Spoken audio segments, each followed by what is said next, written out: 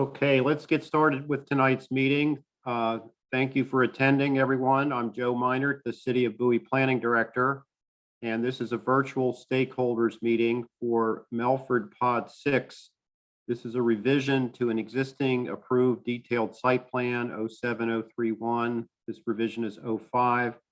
This portion of the Melford property is located south of Melford Boulevard, north of Howerton Way, and east of Tesla Drive. The applicant is St. John Properties. I will be moderating this meeting tonight and answering or trying to get answers to any questions you may have. All of the participants are in the listen-only mode. And what we ask is that anyone who wants to ask a question, use the question and answer function. And after the presentations, we will run through the questions one by one. We do not respond to raised hands. This meeting is being recorded. It is by invitation only, so anyone who wanted to participate had to register in order to get on this meeting tonight. The meeting is going to be shown on the city's YouTube channel. It's being recorded tonight, and it'll be there as a resource on the city's website. With that introduction, I'd like to turn over the presentation to the St. John Properties team. And I'll turn it over to Mr. Robert Antonetti, the representative. Robert. Thank you. Thank you, Joe. Welcome, everyone. Appreciate your attending this stakeholders meeting. My name is Robert Antonetti with the law firm of Shipley & Horn. We are pleased to represent the applicant in this detailed site plan revision, St. John Properties, Inc. With us tonight, we have Mr. Andrew Roud, regional partner with St. John Properties. We have Mr. Ken Finley and Mr. Matt Destino, development managers with St. John Properties. We have Mr. Brian Folk with Dewberry, the civil engineers for the project. And again, myself, Robert Antonetti, representing the project.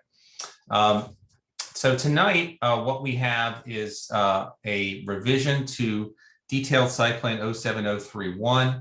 I believe this is the 5th revision to the detailed site plan for what is known colloquially as Pod 6 within the overall Melford project. Pod 6 is approximately 38.56 acres of land. It is mostly developed and is also developing at the same time the remaining balance of land that is designed to have a variety of flex office and other institutional type uses. I'm going to screen share a brief presentation that our team has put together.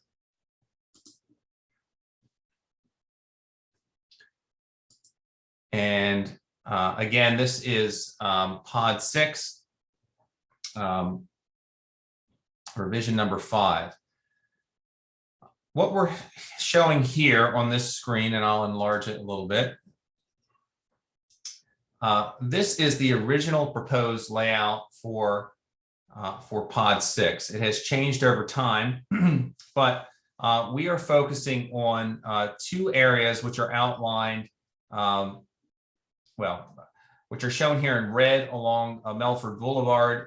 This multi-story office building, which was originally proposed to be 42,000 square feet with related parking. Immediately to the east of that was a proposed single-story flex building of 25,840 square feet. This white building here is an existing 911 call center of land owned by Prince George's County, developed within Pod 6. The second property or lot to be redeveloped, if this application were to be approved, is this redlined area here, which is east of the existing 40,000 square foot 911 call center. It was proposed for a 25,840 square foot flex 1-story office. If we keep going a little bit more to the east, you'll see 2 originally proposed flex R&D buildings. These buildings were not constructed. Instead, these 2 buildings to the east, outlined in red, 32,000 and 36,000 square feet respectively, were redesignated for an institutional use, a rehabilitative hospital or facility, Encompass Health, which was approved not too long ago with its own site plan approval and that is pending development. If we were to scroll down to the second slide, what you'll see here is the proposed layout reflecting the Encompass Health building to the east. That is the building with the multiple jogs and shapes here. It's a 61,809 square foot building, which has been fully reviewed both through the city and the county, and has received its entitlement approval through the form of a detailed site plan. In fact, it was the last detailed site plan revision for Pod 6. What we're proposing today, if you move on either side of the 40,000 square foot 911 facility, which is existing, is starting to the west is a proposed flex R&D building of 36,120 square feet. That is known as Lot 1. The other building to the east of the 40,000 square foot 911 call center is a new proposed flex R&D building of 23,520 square feet. In total, there is a total reduction of square footage in the overall approved Pod 6, where it is, with this proposal, it'll total 338,849 square feet, which is approximately 40,000 square feet less than the originally approved Pod 6 layout. It should also be pointed out, in terms of flex space within Pod 6, this is the last area within Melford that will have flex R&D space developed within it. And this proposal, if approved, if you look in the this legend here, it's in yellow, flex R&D. The original proposed flex R&D was for 245,560 square feet.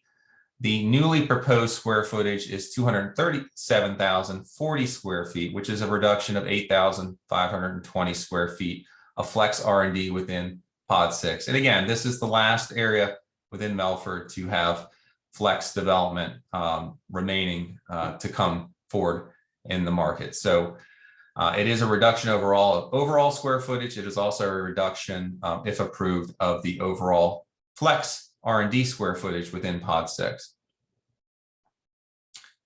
Scrolling down here, and just bear with me, I'll fit it within the screen. These are color elevations of what the flex buildings will look like. As you can tell, they are consistent. If you're familiar with Melford, they're consistent with the architectural stylings of other flex space within the project. Masonry material, attractive brick banding throughout it, storefront glass, multiple entrances for multiple tenants with signage opportunities above each space.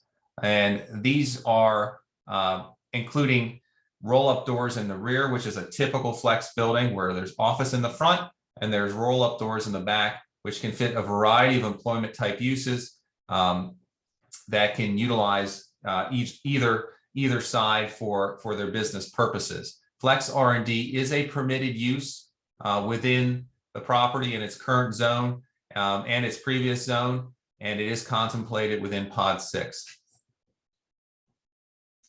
Scrolling down, this is additional information, additional elevations, again, of the second building within Pod 6, very similar to, they're very similar to one another, and they are very reflective of the other developed flex spaces within Pod 6 and Melford. Here is a breakdown of the different signage opportunities that will be located within the project. There are numerous signs located currently within it. This will be consistent with that in terms of the freestanding monument sign placed at the corners of the respective lots 1 and 2. There will also be directional signage, which will be contained within the project to help visitors and employees and others deliveries to navigate around throughout Pod 6.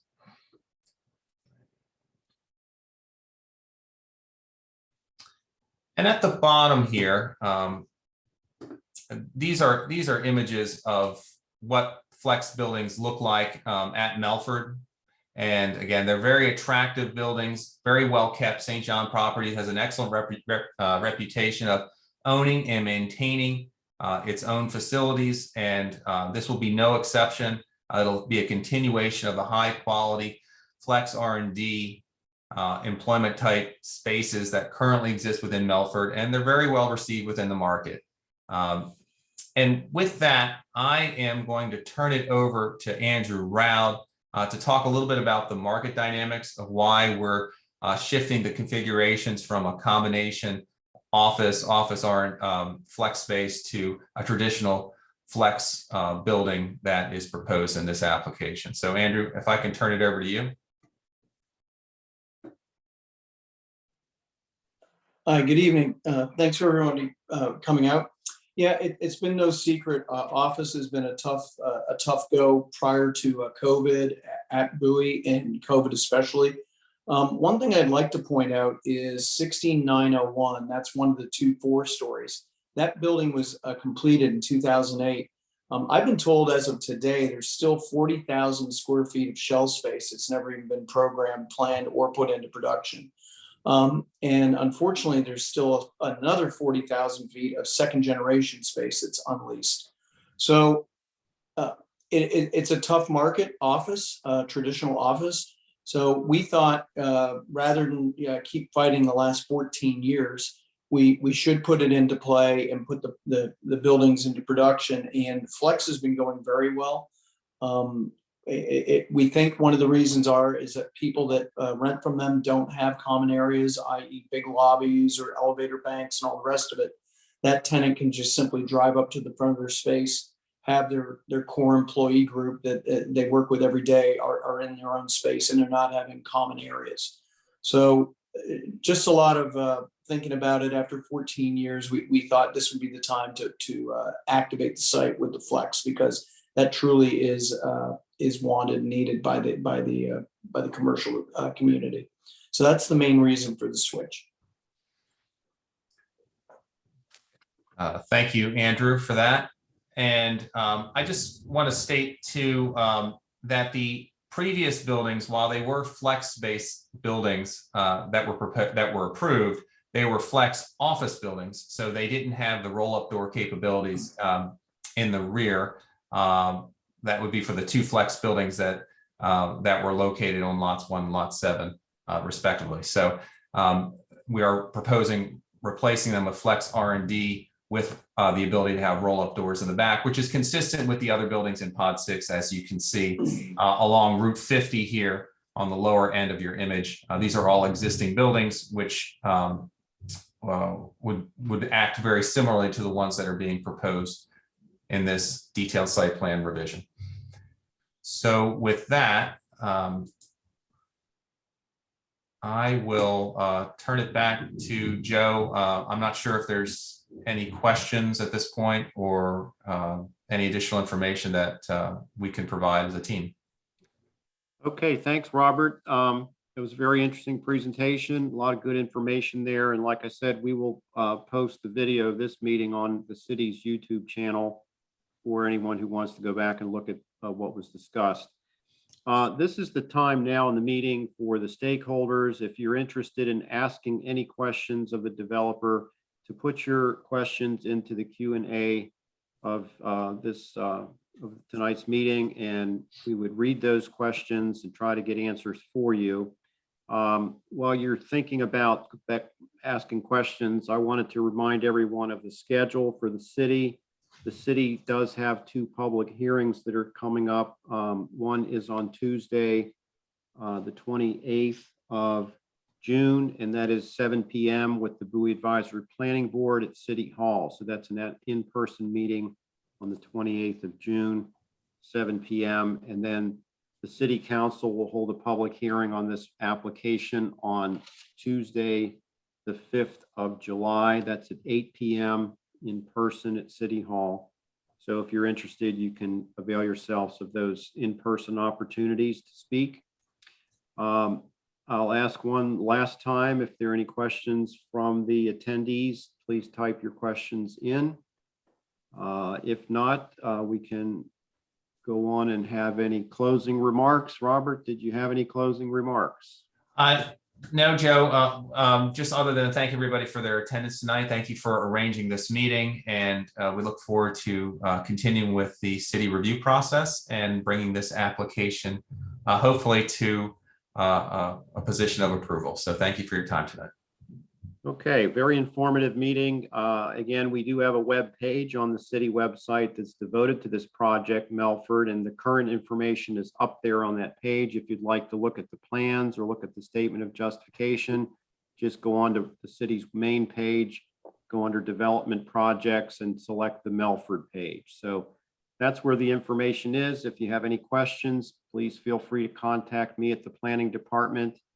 And with that, I thank the presenters and all the participants tonight for attending. And we hope to see you at the upcoming meetings. So have a good evening, everyone. Thank you. Thank you. Good night. Good night.